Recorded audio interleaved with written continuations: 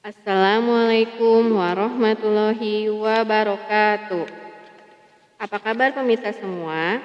Semoga kita semua selalu diberikan kesehatan, kebahagiaan, dan keberkahan oleh Allah Subhanahu wa Ta'ala. Amin, amin, ya Robbal 'Alamin.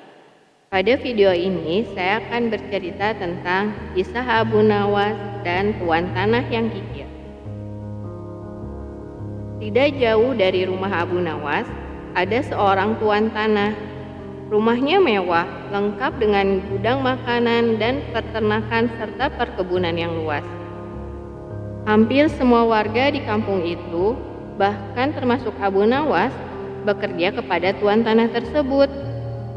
Namun, walaupun memiliki peternakan dan perkebunan yang luas, tuan tanah itu memiliki sifat yang kikir serta tamak. Bila meminjam bahkan makanan pada tuan tanah itu, maka selalu dengan bunga pengembalian yang sangat tinggi.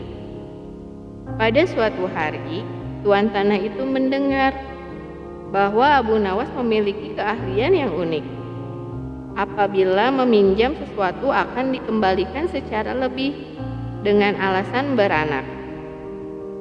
Seperti meminjam seekor ayam, maka akan dikembalikan 2 karena ayam itu beranak. Tuan tanah lalu mencari cara agar Abu Nawas segera meminjam uang darinya. Kebetulan pada sore itu Abu Nawas ingin meminjam berupa 3 butir telur.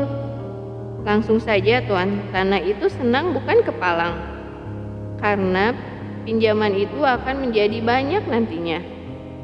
Bahkan tuan tanah tersebut menawarkan pinjaman-pinjaman yang lain. Akan tetapi, Abu Nawas menolaknya karena dia hanya butuh 3 butir telur saja. Lalu tuan tanah itu menanyakan, kapan telur itu akan beranak? Abu Nawas menjawab, itu tergantung dengan keadaan. Setelah 5 hari, Abu Nawas mengembalikan telur yang dipinjamnya dengan 5 butir telur. Tuan tanah sangat senang dan dia menawarkan pinjaman lagi.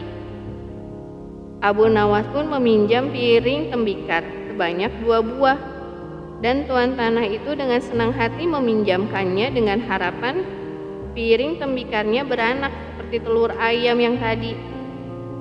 5 hari pun berlalu, kemudian Abu Nawas mengembalikan piring tembikar sebanyak 3 buah. Walaupun tidak sesuai dengan harapannya, tapi hati si tuan tanah cukup gembira. Lalu si tuan tanah menawarkan pinjaman uang senilai 1000 dinar. Sebuah jumlah yang cukup besar, bahkan bisa untuk menggaji seluruh karyawan tuan tanah selama 1 bulan. Dia menanti dengan tidak sabar. Tuan tanah sudah membayangkan seberapa banyak anak dari uang yang ia pinjamkan kepada Abu Nawas. Hari berganti hari, bahkan 5 hari telah terlewati. Tak terasa sudah berjalan 1 bulan dan Abu Nawas pun tak kunjung datang ke rumahnya. Si tuan tanah pun berniat mendatangi Abu Nawas dengan didampingi pengawalnya. Namun tiba-tiba Abu Nawas muncul. Mulanya si tuan tanah gembira, namun dia marah besar setelah menerima penjelasan dari Abu Nawas. Sayang sekali tuan, uang yang saya pinjam bukannya beranak. Malah 3 hari setelah saya bawa pulang mati mendadak, ujar Abu Nawas. Mendengar itu si tuan tanah menjadi geram. Tuan tanah mengadukan Abu Nawas ke pengadilan dan berharap Abu Nawas digantung atau bahkan dihukum rajam. Di depan hakim, Abu Nawas melakukan pembelaan dengan membeberkan semua duduk persoalannya. Demikian juga dengan si tuan tanah. Abu Nawas memberikan alasan, jika sesuatu bisa beranak, pasti juga bisa mati. Pengadilan pun memutuskan bahwa Abu Nawas tidak bersalah, karena sangat masuk akal kalau sesuatu yang bisa beranak pasti bisa mati. Seketika itu juga tuan tanah yang tamak itu pingsan selama beberapa jam dan sulit untuk dibangunkan.